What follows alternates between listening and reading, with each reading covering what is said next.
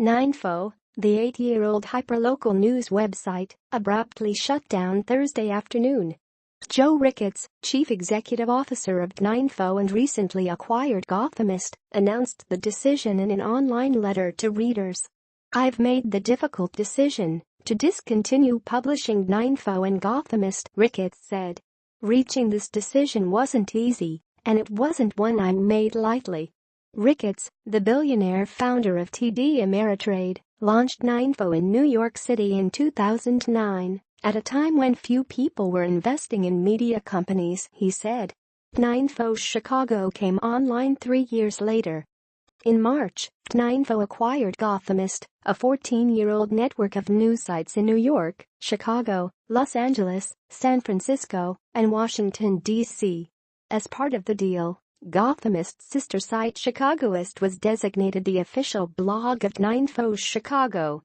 The neighborhood news coverage in Chicago, New York, Los Angeles and other markets drew more than 15 million visits per month, Ricketts said, but it was not enough to make the business model viable.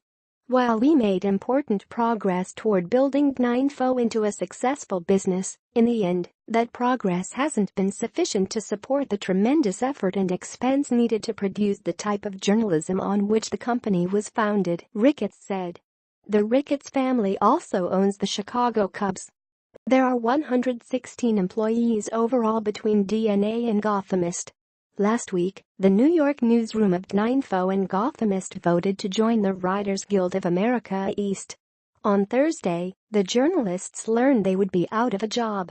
The decision by the New York editorial team to unionize is simply another competitive obstacle, making it harder for the business to be financially successful, a DNA spokesperson said in an email. In a statement issued Thursday night, the Writers Guild said it was working to support the staff at DNAinfo and Gothamist. The New York offices of DNAinfo and Gothamist recently voted to unionize, and it is no secret that threats were made to these workers during the organizing drive, the statement said.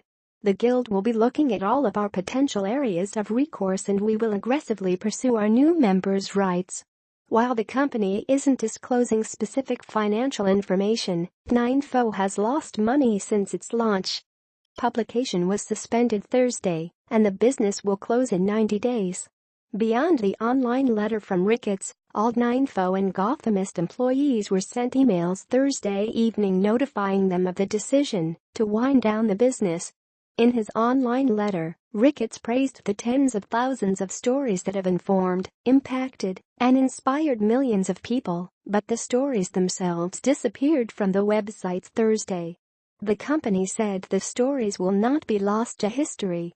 DNAinfo will be preserving and archiving all DNAinfo and Gothamist stories, a DNA spokesperson said. The details of that are among the issues the company will address in the coming weeks.